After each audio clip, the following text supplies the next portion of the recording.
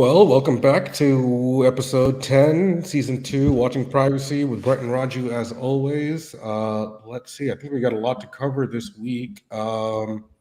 Big news of the week, I guess, is Apple WWDC happened. There was not a lot, I'd say, talked about in terms of privacy for the keynotes, at least. The big one was probably around this passphrase security measure that they were implementing, but nothing else was really covered, at least that I saw that stuck out. But basically, they have this Passkey thing. There you go, Brett. Touts Passkey, a new privacy feature at WWDC. I'm not sure how much of it is a privacy feature versus a security feature. It seemed like a more secure version of logging into different services, basically similar to using Face ID or Touch ID on your iPhone. And instead of having a password that can get exposed or phished, there's a more secure connection happening. Did you guys see anything interesting out of this story, or was it really privacy related, or does it possible stretch into there, or primarily security related? It is primarily security related. I think I saw something like safety check or a few things here and there. And they did a few things in terms of, I think, eliminating fingerprinting or something like that. Mostly on the, it's not privacy heavy in general. I mean, they have a lot to cover. So I won't be surprised if it slowly rolls out in some of their future updates. But I think for the most part, it has been light on privacy, actually, surprisingly. Yeah, I did want to just point up, and I think we talked about fingerprinting. Was it last season? Something I know we touched on it, but it seems like there was some surprise that Apple didn't really address the fingerprinting issue. And although I like this quote here, device fingerprinting on iOS is as kosher as pig feet in matzo ball soup. I'm not Jewish, but I'm guessing I can understand that's not a good thing. But there seems to be Apple didn't seem to address it, and I think that was kind of one of the big things that came up. And Raju, I think you gave us a definition of like a pretty general definition of what fingerprinting is, but maybe you could refresh people here. Yeah, I think most of the discussion we ever had is fingerprinting on the web. We never touched on fingerprinting on mobile. If Apple hasn't done it, nobody has on the mobile side. So that's another way to look at it. So to answer your question, what is fingerprinting? Fingerprinting is about collecting information without you providing any information. Like, for example, this is all meta information that can be collected when you visit a website. Your rough location, your browser, your operating system, what is your screen resolution, what is your graphics card, what are the fonts that your screen is rendering. Based on that, they determine various aspects out there. How many tabs do you have open? What are those tabs? And that will help narrow down if as an individual pieces. If you say, I want to target everyone that is using Mac OS, it is possible. But if you say, I want to target anyone who is using Mac OS in Atlanta, and basically have maybe a couple of other tabs, let's say have a football tab open, like a Rams website open all the time, then, you can narrow it down to a certain people. So and they have a certain graphics processor installed, right? So you can use that information to extremely target, and it can be a target of one person. And fingerprinting will allow you to do it without putting in any cookies, without you logging in, and all of that. Historically, that is very prevalent in the desktop, but now on the mobile, it is also happening, as you can imagine. How fast you scroll, and what is the keyboard that you have installed, which tells them which language you prefer, and the screen resolution, your maybe an iPhone version to whatnot, all of this, and there's a bunch more that you can determine, and that'll give them a lot of information for targeting purposes. Now, it's tough to eliminate every single thing because some of this information is used for various purposes, like based on the location a certain website is served, or based on the language that certain language version of the website is served. It's impossible to eliminate everything, but advertisers use a portion of that information to target you, and it's a balance between what can be shared and what cannot be shared. Some things like your browser version, browser version, the browser language, browser location might be relevant, but that is not necessarily personal information. But fingerprinting can also be used to get your kind of personal information, like what other tabs do you have open, and that gets to that personal level. So they can do something to prevent some aspect of it. Where you draw the line is important, but the challenge is where an individual draws a line varies by individual and their preferences. So I think that is a challenge, and Apple certainly does a few things on the desktop. They haven't gotten to mobile maybe, but I think it's a matter of time, and that's coming. But at this point, fingerprinting is, you can assume that by default it is being used and abused, and including which pages you're scrolling, where did you click, which content you highlighted, and it doesn't matter whether you filled in a form or not. We discussed this topic, whether you submitted a form or not, as long as you fill it, then they get that information. We discussed this topic, I think, a couple of weeks back. So all of this is being done. Does it one thing I feel thought like it was a or- I was just Go gonna say, it feels like it was a missed opportunity. I know they had a lot going on.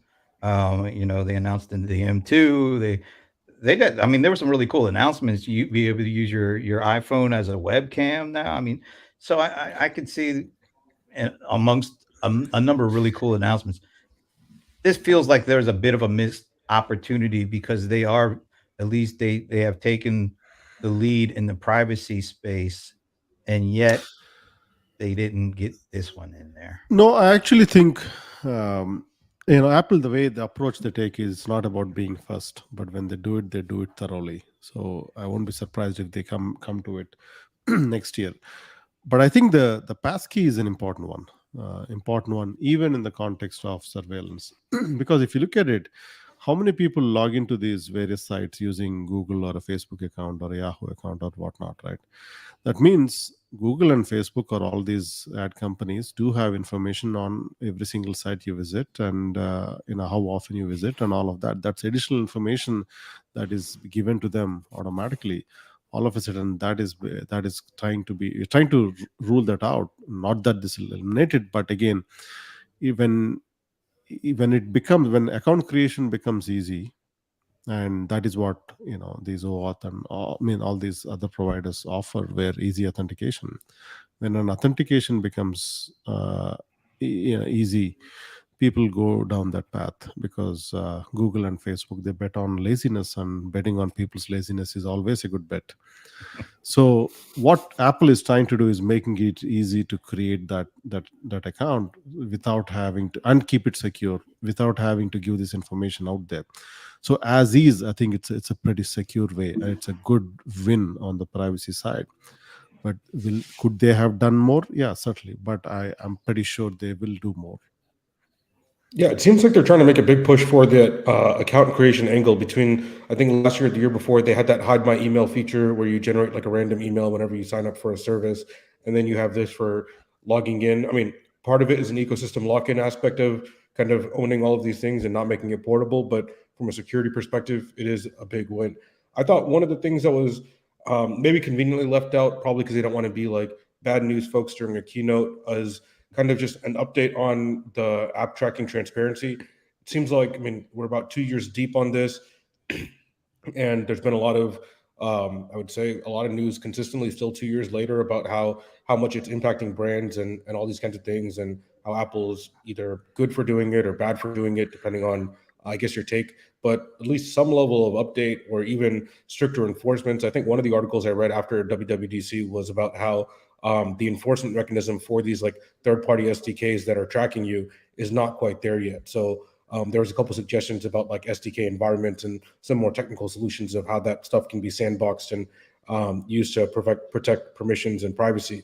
But ultimately, it just that this is a major change for developers, and 2 years later, you're not really mentioning it. It's kind of like either they don't want to lean into it because they might perceive it as bad news, or they're not as confident in it. Like one of the two. But if you're touting it that much, and that's a major change for developers, I feel like it should earn some kind of stage time, or at least for a few seconds, of how this app tracking transparency has minimized requests and how customers are taking control of their data, and developers need to keep that in mind. I thought that angle was missing, but maybe it's just because it's not maybe the tone or what developers want to hear, because that is a revenue channel for developers. So I see both sides of the argument, but I just wish that major feature that they've introduced and are betting big on, just not really updated or touched on whatsoever.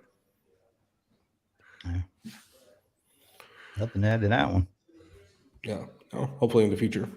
But our other friends, Meta, has halted this Apple Watch rival with multiple cameras. Device had Wi-Fi, built-in Spotify, GPS, and it's actively building other devices for the wrist, but this one got shelved apparently. I don't know who really was going to buy this in the first place. They seem to make a really big bet on this multi-camera system for a watch, so you could easily just take your watch off and take a picture. I don't know if people have heard of phones, but I would much rather take a picture with my phone than with my watch, because it's probably going to be a little bit better quality. But even then, it just seems like they were kind of maybe, throwing darts out there and seeing what would stick. And after a couple of years, and I'm sure a couple $100 million down the drain, just kind of realize that this is not really what people are looking for. But I mean, it says a key differentiator from market leaders like Apple, like the Apple Watch, would be, not much, is really just the camera. Otherwise, playing music, tracking your location, and stuff like that. I don't really know what they were offering, that was special. Why do you need two cameras on your wrist? I mean, why do you need a camera on the back? I don't get it. I'm sorry. This is the mobile version of their bedroom camera. Yes. They launched one bedroom camera product. I don't know. Obviously, they didn't provide an update on that either. And whenever you don't provide an update, that means it probably isn't going too well. Yeah, it's still working on something. So they want to get into wearables. They need to be able to track it. I think they tried to make a metaverse push for, multi-device and kind of own that. But it just seems like, I don't know, like, if anything, Facebook has to bet on the metaverse pretty hard, or Meta has to bet on that, because the actual Facebook core offering and that brand just seems like it's kind of a downhill situation here. And they got to find a way to, put all your eggs in a different basket and bet big, because you don't really have anything else. I think strategically the challenge Meta is they are too dependent on other platforms. On the web, they're obviously dependent on Google and whatnot. Obviously, they have the direct presence, but certainly so they have that dominance. But mobile, which is significantly bigger than web, which is or at least the desktop, at least maybe double the size, triple the size of the desktop. Mobile is a critical piece, but they are very dependent on Android and iOS. And what other options do they have? Then watch, they don't have any play there. That maybe explains why they wanted to get into the watch. Just that also explains why they wanted to do a mobile OS at some point, which did not go anywhere. So they need a platform they got to own. That's the reason they're trying to push into metaverse and all of that, which I don't think is the right move. But I'm glad Facebook is going down the wrong path. So okay. I think once again, maybe it was good that they stopped before they rolled it out. I mean, fail fast. Yeah, maybe they're learning something from Amazon. Speaking of Amazon, look at that segue. Pushing into local ads, raising stakes with Google and Facebook. So basically, there was some posting for jobs online where they want to get into local advertising, partner with local firms to help mom and pop shops out, and a couple of things like that. It is a big hit to Facebook and Google, who, they obviously have major enterprises on board, but is a big tool for a lot of smaller businesses. And I think Amazon getting in on it is, it's smart. What can you really expect? It's an advertising company. It's going to try to find ways to expand it. But I would say it is kind of a threat to Google and Facebook, assuming that you're selling some selling anything in person at a store. If you can find a way to get a presence on Amazon.com in front of customers' eyes, you're probably going to explore that opportunity, right? Can I just jump in and say, you, without even a thought, said Amazon was an advertising company. That was, I mean, it was so natural the way you said it. 5, 10 years ago, you would have never have said that, but it was so natural. And you're right. I mean, $31 billion in ad revenue in 2021. I mean, I remember when Amazon was actually just an online bookseller. Now they're 31 billion. And almost every week we talk about companies like Roku and those other kind of smart TV and TV manufacturers. And now you say they're advertising companies.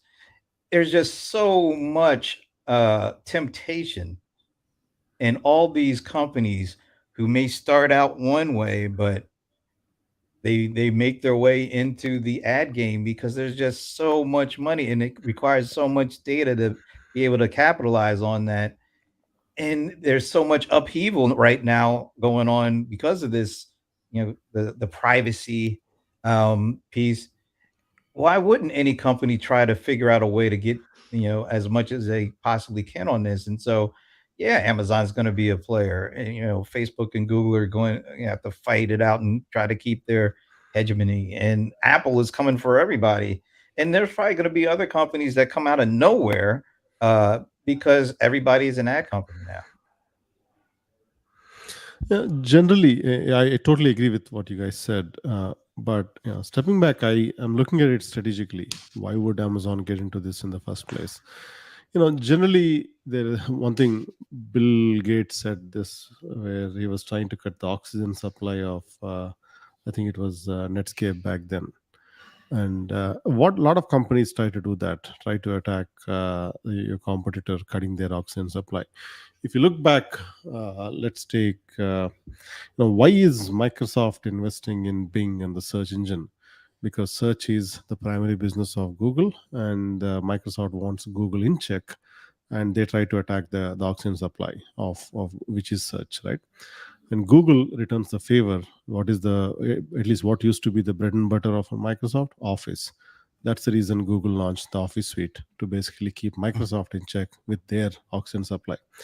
And when Amazon launched AWS, and which was their money maker, and Google entered Google Cloud through Google Cloud, competing with aggressively on there. So Google was attacking Microsoft or Amazon's key business or a profit generator.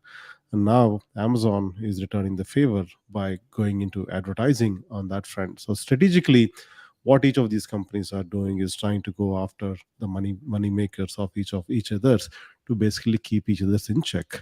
So it's basically pointing it's a gun pointer at each other's head. So that's what's going on. And this can be seen across the board. And in some cases, you may not have a gun. Like, that is a problem Facebook runs into.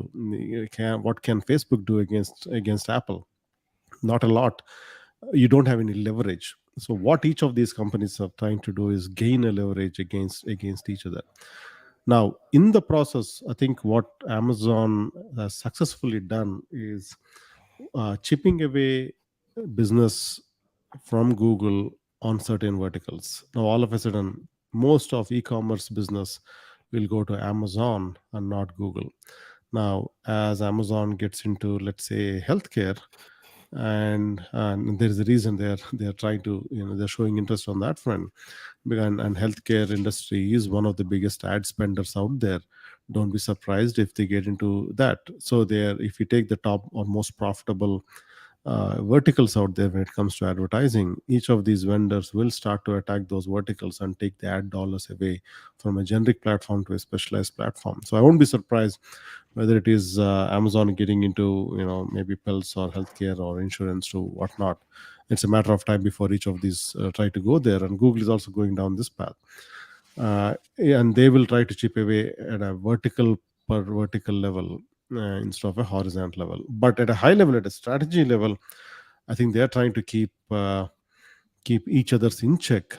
But from a privacy angle, that doesn't take away from each of them, abusing user privacy, collecting as much data as they want for every vertical out there. Amazon already has a ton of information on that front. But yeah, I think it's certainly interesting, not surprising on that front.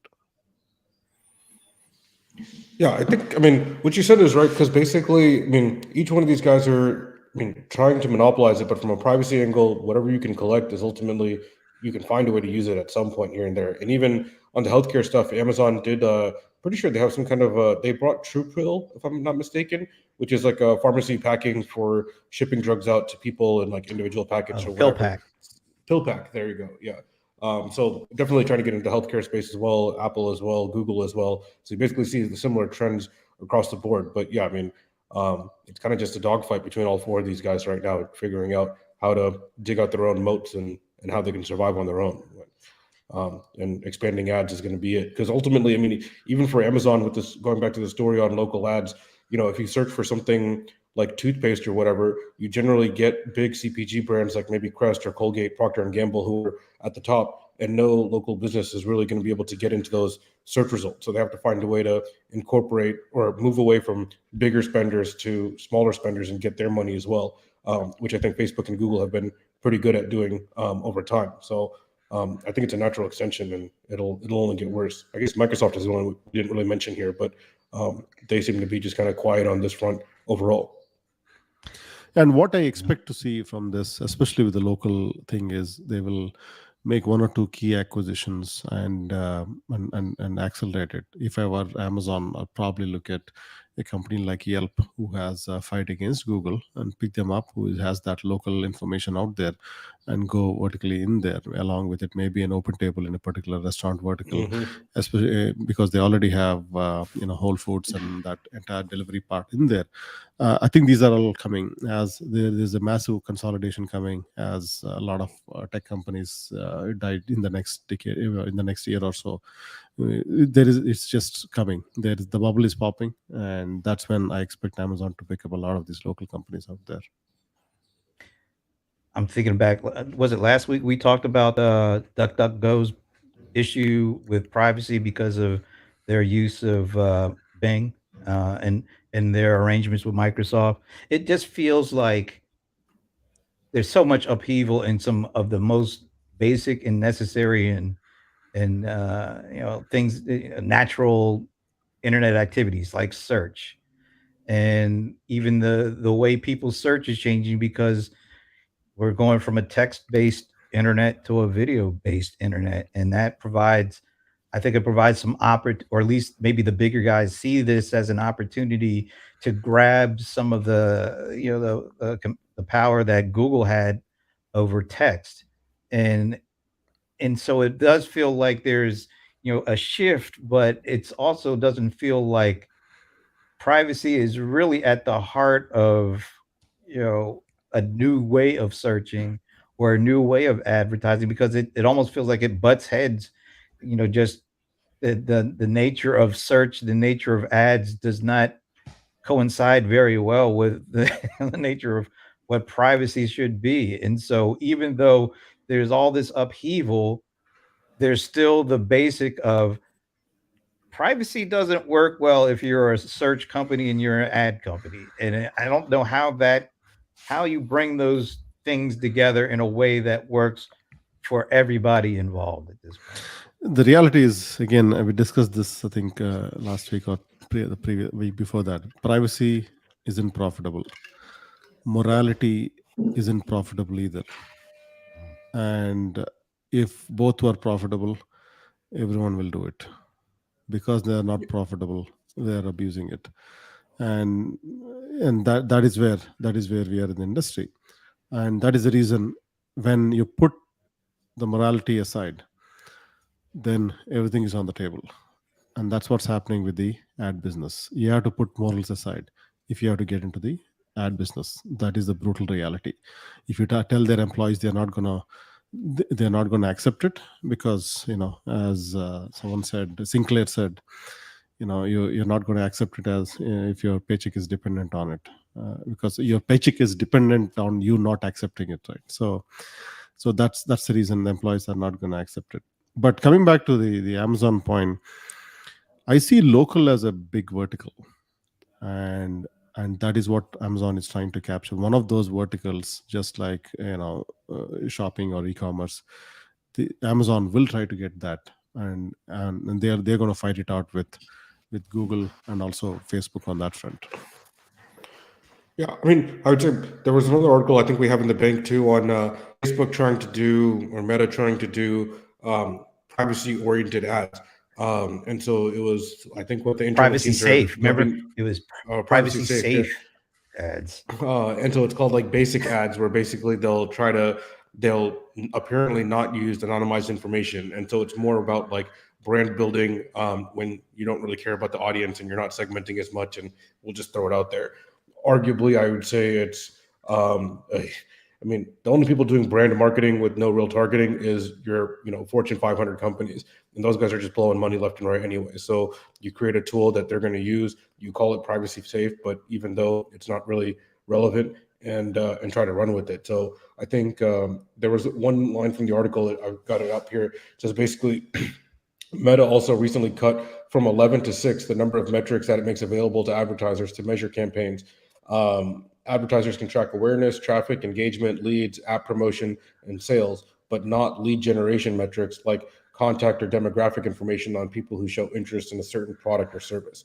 And so, I mean, I would say that's a very weak first step, but honestly, anything Facebook does in this space, it's also, you kind of have TikTok on its heels as well, which you haven't really talked about in a while. But I mean, those guys are ramping up ads like crazy and retargeting and stuff like that. A lot of money's moving over there from Facebook. And so I think Facebook gets a lot of trouble right now, but TikTok is definitely on the rise. And we saw, I think a couple of weeks ago, we talked about the update to their privacy policy where they can reuse and capture your face print and your voice print and all these kinds of things. And so, yeah, I mean, I think it's a kind of a PR stunt for a headline for this basic ads concept, but two, there's no real slowing down in this game. It's kind of just collect what you can while you can before any sense of regulation comes down on you. Are you sure that's not an Onion article? I don't think so. Where was it from? It was from Business Insider. You wish it was, I think. Some insider articles read like The Onion as well too, though. But yeah, I think the challenge is now with TikTok upping the ante on how much information you gather. With Amazon entering the space and all of that, Facebook has to pick one way or the other. If they are really serious about protecting user privacy, which I seriously doubt, that will be put to real test when you have one or two bad quarters. That is where the decision, they are one or two bad quarters away from flipping that decision. So you got to look at it from that point of view. They are too deep into it, and with their major proponent of this ad market with their CEO gone, it'll be interesting to see how that entire thing will shake up. Mm-hmm. Okay. Brett, do you have some positive story to spin up next? No, you do not. So the feds seized SSNDOB marketplace that listed personal data of 24 million people. And so basically there was this entire marketplace where people would come out here and obviously sell social security, date of birth, demographic information. And it was in this massive marketplace, basically made over $19 million, which I think is kind of cheap for the amount of content, but I guess it is what it is. But 24 million residents, information was kind of captured. And I mean, the problem is, yeah, you kind of stopped the marketplace, but nobody kind of went to the source and was like, how did this guy or this group or this marketplace actually collect the information on these 24 million people? And how did they get that information? And so at least they did something. That's a positive spin on the story, I guess. Did you guys see anything else in here that was interesting, or just kind of another day of at least something happened, but no real addressing of the root cause? Well, one thing that stood out is they've been doing this for 10 years. Yeah. So how many companies did they sell this, and how do you trace that all that information out there? and it's like one of those Experian or one of the great companies. I'm sure some of the data there is lost, and I'm sure maybe that is what happened to that. Everyone forgot about it. And what I would like to say is, a company like Experian being shut down because they are the ones distributing this information, and this is only 24 million. The other one is maybe a few hundred million. So, but at this point, and looking at the price tag, that tells you that it's been sold multiple times, and there's no unique IDs or any of that stuff here. If somebody needs your information, it's out there. Just look at the little tagline under the title. SSNDOB websites taken down by seizure orders, but no arrests have been made. That feels wrong. It just feels like there should be somebody getting arrested, on this stuff. I mean, it just feels wrong at this. Maybe we're at the first step of this. Like, they've been doing this for 10 years. At least they're getting shut down, I guess. I guess that's a positive step. And that's why I think when we discussed this a couple of weeks back, we are in that wild west. Replace data with money. And there's money from 24 million people stolen here in this case. And then they were not arrested because for money, the laws don't exist, or laws do exist. But a representation of money, data being an abstraction of money, laws don't exist. That's why we need some laws to at least protect the information. And once something is recovered, will the victims be informed? They can inform. They can look up the SSN and date of birth of the person and inform them that their information has been compromised. But I seriously doubt if they will be informed, if the victims will be informed on this front. So I think we need some laws to protect the end user, and then laws to basically punish the abusers. Those things don't exist today. It's a matter of time, but unfortunately, it is the wild west. And you would think that would be low-hanging fruit. All right, you shut them down. You've seen what they've done. There's no other punishment. I mean, there's nothing. I mean, that just. I don't know. I'm left speechless by that. I don't know what else to say. even at the article at the bottom, it says security company Chainalysis, which markets investigation software that connects cryptocurrency transactions to real-world entities, wrote that SSNDOB's Bitcoin payment processing system has been active since 2015 and received 22 million worth of Bitcoin across 100,000 transactions. So it's all trackable. I don't really understand what the whole problem here is. You can dig and figure this out and find out what's going on. But I don't know. I guess maybe 20 million is not really enough to move the needle for these people. 100,000 transactions might not be big enough, but you had an entire marketplace selling this constantly. So I just thought they would have made more money. I feel like maybe they needed better marketing or something, but it was not. Well, you should be able to generate a little bit more. The thing is, there's probably a lot of customers for this, because less than $1, when the price for this information is less than $1, that means there's not enough demand for it, which means it's already available across all of them. And they don't need this information anymore because it's only 24 million, while to other sources, they have probably a few hundreds of millions. And also just kind of shows how devalued this data is, right? I mean, you're talking date of birth, social security, things like this, highly sensitive, what you would call maybe the most valuable information is not actually as valuable as you think it is, right? And that's just how much tracking and sharing and selling has kind of gone on over time. The real money is in the voice prints and the face prints. That's where it's at. It's come down to biometric, and I think we discussed this in the past, right? Biometric, every other information about you, which is considered metadata, is being available. Now it's about you. It's basically your biometric information is out there. And the next phase I see is your DNA, and it's inside your body. So that's coming next. That's already happening with Ancestry.com and 23andMe. So yeah, they already got it. Yeah, one thing I like about 23andMe is at least they basically, so far, they haven't gone down that path of selling that information. Instead, they never sold that information for ad purposes, though they can, at least based on the research I've done. One thing I noticed that they're using it to work with some drug manufacturers to create specific drugs based on the database and whatnot, which is a positive thing. But again, like a lot of these businesses, they are 1 or 2 bad quarters away from changing their business model. I actually heard there's a rumor that Clearview is about to buy 23andMe,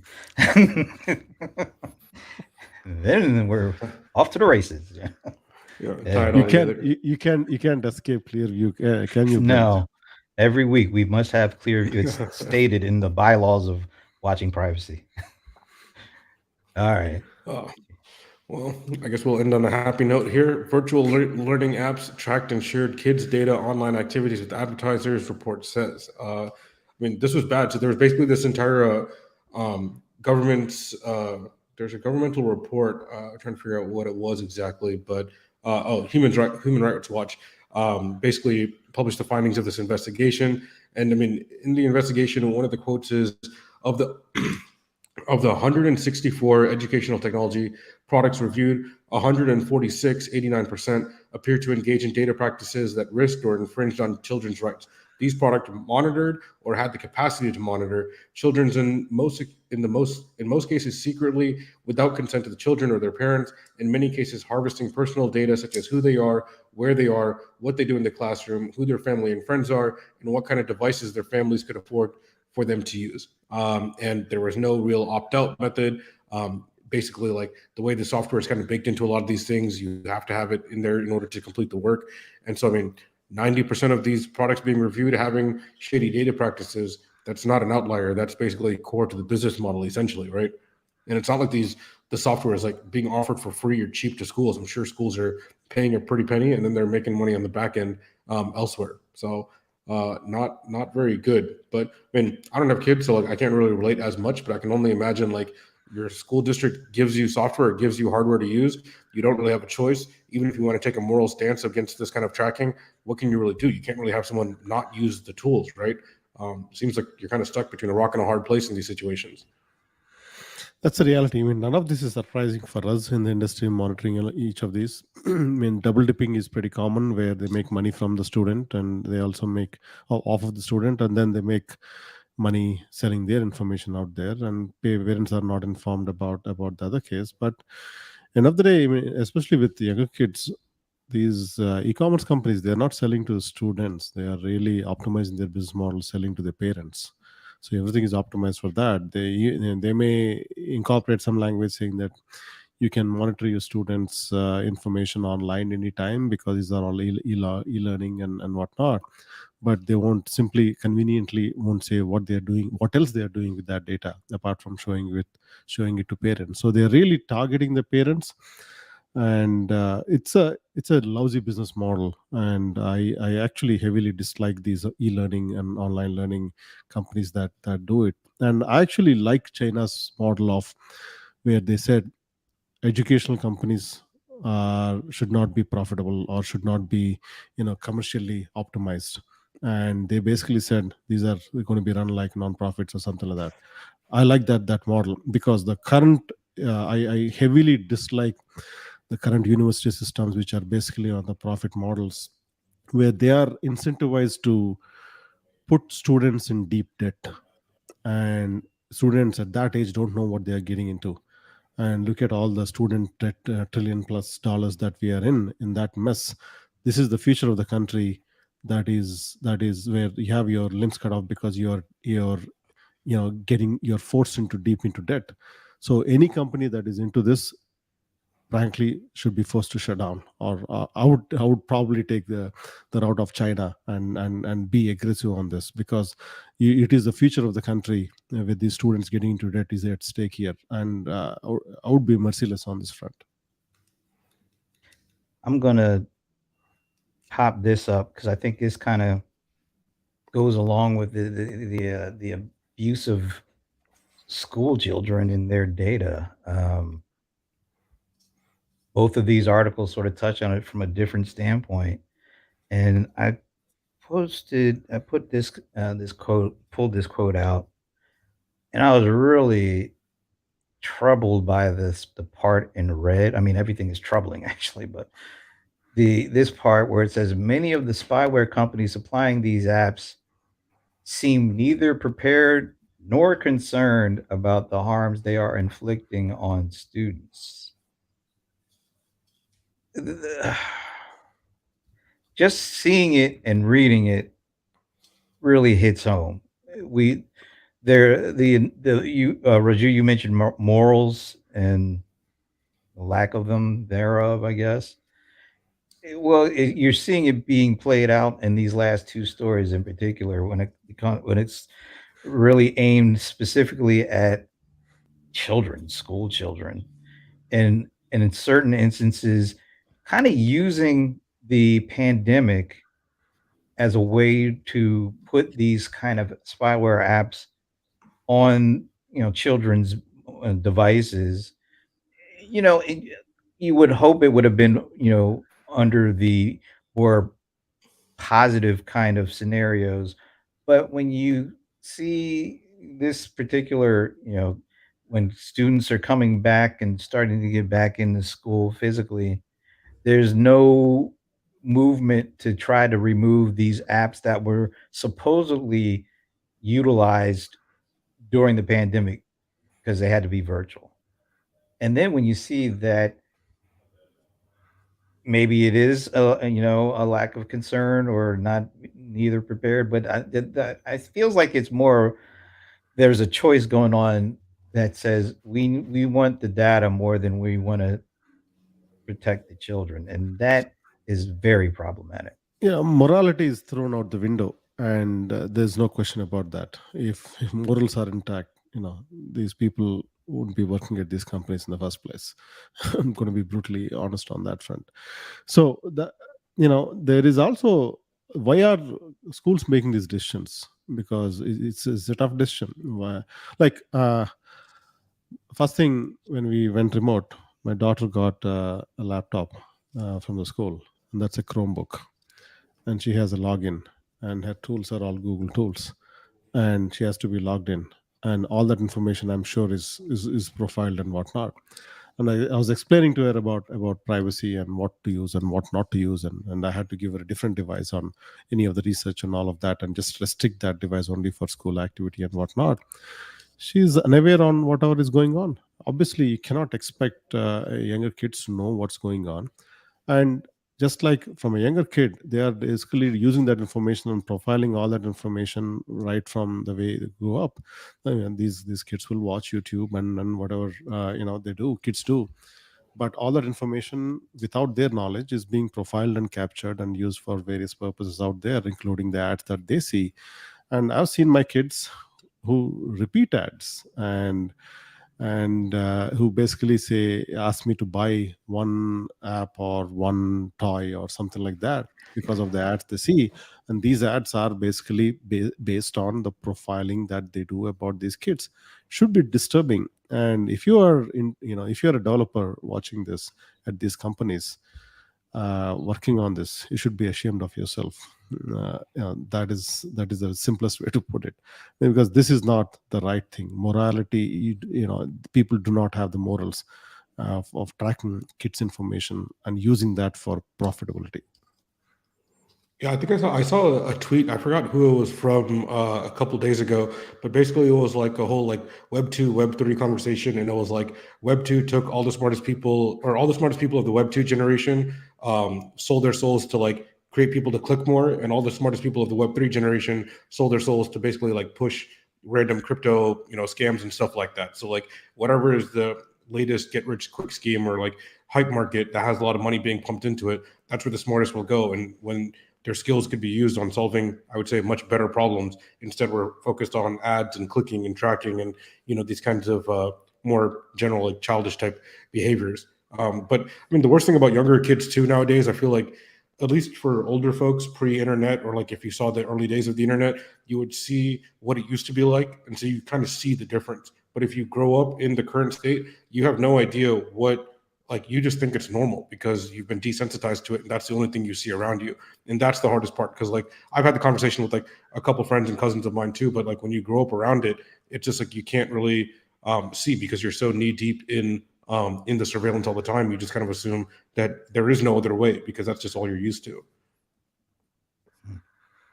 can I go tie it all the way back to the first part of our conversation around Apple WWDC? I think I'm going to side, kind of side more with Raju now. Um, there are so many things you have to consider when it comes to privacy that even if you think you do something that you think is good, and I think Apple did think AirTags were going to be a positive thing, to help people keep track of things. But wow, can it be used in some ways that they probably didn't even imagine? And that has to make them think a little bit harder and be a little bit more, uh, you know, take a little bit more time before they implement something.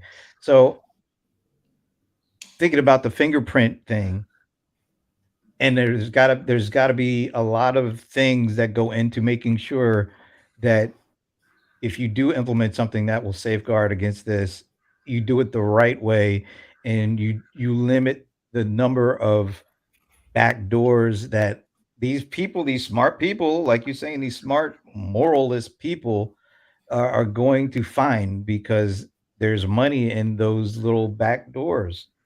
And so I'm gonna step back and say, Apple, I think they'll do it, but I think they'll do it in the right time and not just because they have an event that everybody is speculating on what they will do and what they won't do. And they'll also get, disappointed if they don't announce something in the time frame that they think they should announce it. I think I am a little bit more appreciative if they do end up doing fingerprinting and it does take longer, but it's done the right way, because we're seeing way too many things done that have way too many opportunities for these smart moralist people to just go crazy in.